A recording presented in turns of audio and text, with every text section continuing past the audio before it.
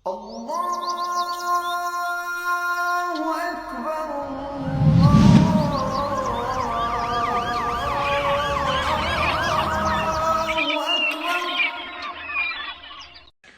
Konstantinopel, kota agung yang telah berdiri kokoh selama lebih 1000 tahun.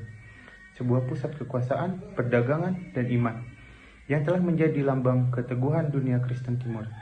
Dijuluki ibu segala kota. Dan selama berabad-abad menjadi rebutan berbagai kekuatan besar. Banyak yang mencoba menaklukkannya, tapi semuanya gagal. Namun, pada tahun 1451, seorang pemuda naik tahta kekaisaran Utsmani. Namanya adalah Mehmed II. Ia baru berusia 19 tahun, tapi dalam hatinya tertanam impian besar yang diwarisinya sejak kecil. Impian untuk menjadi penakluk Konstantinopel. Hai, nama saya Andriansa. Hari ini saya akan menceritakan sedikit sejarah penaklukan Konstantinopel oleh seorang pemuda bernama Muhammad II.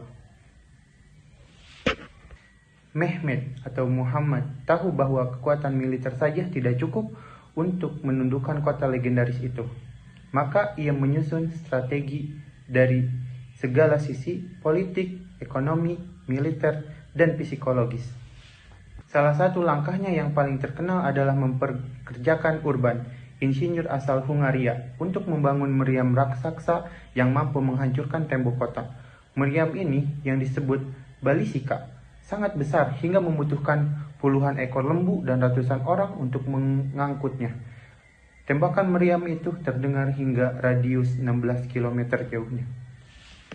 Namun, tidak hanya itu, Mehmed juga membangun benteng Rumeli Hisari di tepi Eropa Selat Bosporus untuk mengontrol jalur air dan memblokade bantuan dari Laut Hitam. Ia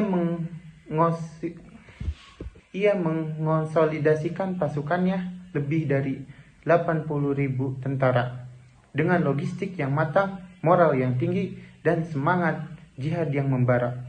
Armada laut pun disiapkan, walau belum sekuat musuhnya. Bahkan, Mehmed mengirim surat diplomasi ke negara-negara Kristen sekitar agar tidak ikut campur.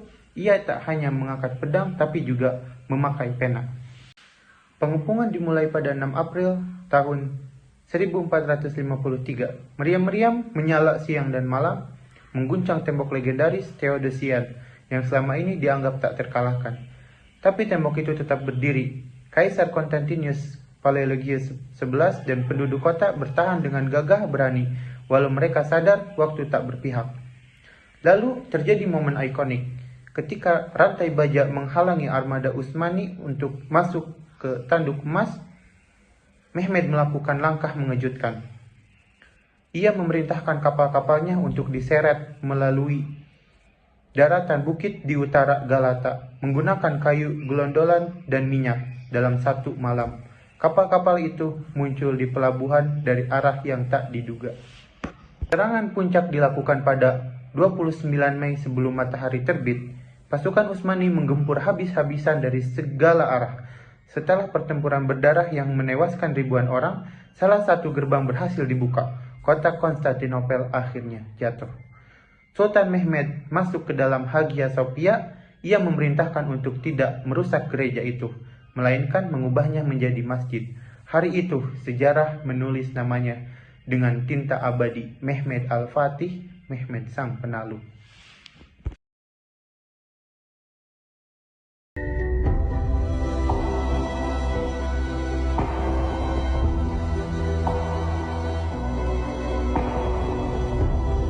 Dampak positif dari penaklukan Konstantinopel adalah sebagian berikut.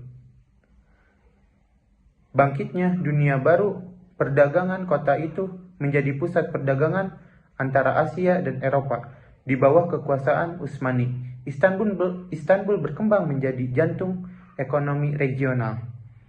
Ilmu pengetahuan, Mehmed mendorong penerjemahan ilmu Yunani ke dalam bahasa Arab dan Turki. Ia melindungi para ilmuwan dari berbagai agama dan mendorong dialog budaya. Stabilitas kawasan. Dengan jatuhnya Konstantinopel, wilayah Balkan hingga Anatolia menjadi satu kesatuan di bawah pemerintahan pusat yang memudahkan pembangunan dan hukum. Renaissance ekonomi. Dan dampak negatif dari jatuhnya Konstantinopel adalah kolonialisme Eropa. Karena jalur dagang timur kini dikendalikan oleh Utsmani, bangsa-bangsa Eropa mencari jalur laut ke timur. Inilah awal dari penjelajahan samudera, kolonisasi, dan eksploitasi bangsa-bangsa di Afrika, Asia, dan Amerika. Ketegangan agama, jatuhnya Konstantinopel menyulut permusuhan panjang antara dunia Islam dan Kristen. Paus memanggil perang salib baru, walau tak pernah benar-benar berhasil. Kekaisaran kekerasan saat penaklukan. Seperti banyak penaklukan pada masa itu, jatuhnya kota disertai kekacauan. Meski Mehmed kemudian memulihkan ketertiban, banyak penduduk mengalami penderitaan yang tak bisa diabaikan. Sultan Mehmed II bukan hanya penakluk, ia juga pembangun. Ia menjadikan Istanbul sebagai kota multikultural, tempat masjid, gereja, dan sinagoga berdiri berdampingan.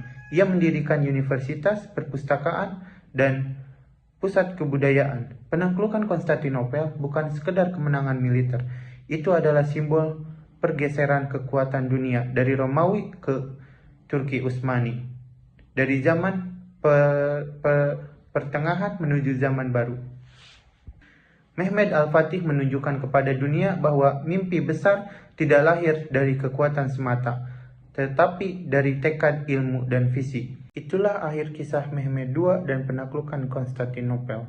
Sebuah cerita tentang ambisi, strategi, dan perubahan sejarah. Dan hari itu, 29 Mei 1453, telah dikenal sebagai titik balik peradaban.